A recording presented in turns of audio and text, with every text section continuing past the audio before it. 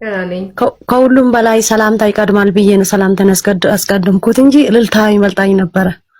ኧረ በይልኝ አንድ እስቲ እልል በሉልኝ። የምሬን ነው ማርቲ፣ የለኔ ነው የመጣሽልኝ ብለሽ ነው የኔ እናት፣ ካፍሽ ቀምቼ ነው። እግዚአብሔር ምስክሬ ነው። በቃ በር ሆንሽልኝ። አሁንም ለወደፊት ምንም ልልሽ አልችልም። እመቤቴ ትጠብቅሽ። አሜን አሜን። ማርቲዬ እውነት ለመናገር ምስክርነትም አለኝ። ሁለተኛ ደግሞ ፍቃድ ከሰጠሽኝ ምጠይቅሽ ነገርም አለኝ። ግን መጀመሪያ ከምስክርነት እንድጀምርና አላበዛብሽም። ብዙ ቀን ጠብቄሻለሁ። በተስፋ ነው የምጠብቅሽ። ነገም ዛሬም እምባዬ ስለምቀድመኝ ነው። ይቅርታ አድርግልኝ እሺ።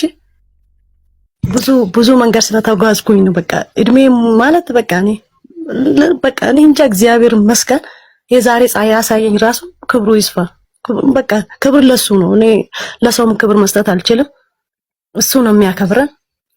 ግን ከምስክርነት ልጀምርና ማርትዬ አዚ በጣም ነው የምወዳችሁ። እመቤቴ ነው ሌላ ነገር አልልሽም።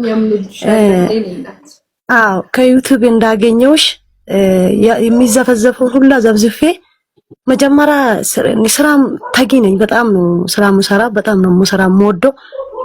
በቃ ለትግል ነው የተፈጠርኩት ብልሽም አታምኝም። ሴት አይደለሁኝ፣ እንደ ወንድ ነው። በቃ ማለት ወንድ ነው፣ ወንድ ተብዬ ነው መጣራ።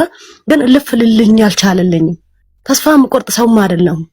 ምክንያቱም ልከኛ ነኝ ማለት በስራ ትልቅ ቦታ ለመድረስ እለፋለሁ። ግን እኔ እንጃ በዚህ ጋር ተከፍቶልኛል፣ በዚህ ጋር ነው ዝግት የሚለብኝና ከዛን አንቺ እንዳገኘው ደስ አለኝ። በቃ መፍትሄ እንዳገኘው በቃ ይሆንልኛ ብዬ ነው ተስፋ ያደረኩት። ይሄ እመቤቴ ቅድስት ድንግል ማርያም ምስክሬ ናት። ውራ ሜጃለሁ ለምን ለመኖር ስል እና ይሄ አንቺ ሳገኘው ግን ድንጋልሽ አይደል እመቤቴ ምስክሬ። ህልም አየሁኝ ትልቅ ህልም። ያን እሱ ደግሞ ሌላ ቀን ነግርሻለሁ።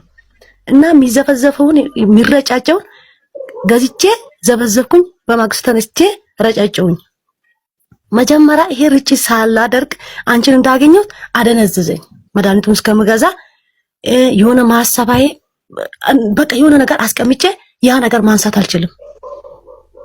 የሆነ ነገር ደግሞ ለሆነ ነገር ላድርግ ስል በቃ ህልም ብሎ ሐሳቤ ሁላ ይጠፋብኛል። እንዲህ ይላል አንዳንዴ፣ ቆይ እኔ ጭንቅላቴ ደንዝዞኝ ነው ወይ ደግሞ ማሰብ ትቼ ነው ወላ አልነግርሽም። እመቤቴን የሆነ ቦታ ለመሄድ ብዬ ገና እህቴ ጋር ደውዬ የሆነ ቦታ ለመሄድ ነውና ነገ ደውይና አስታውሽኝ እላታለሁ።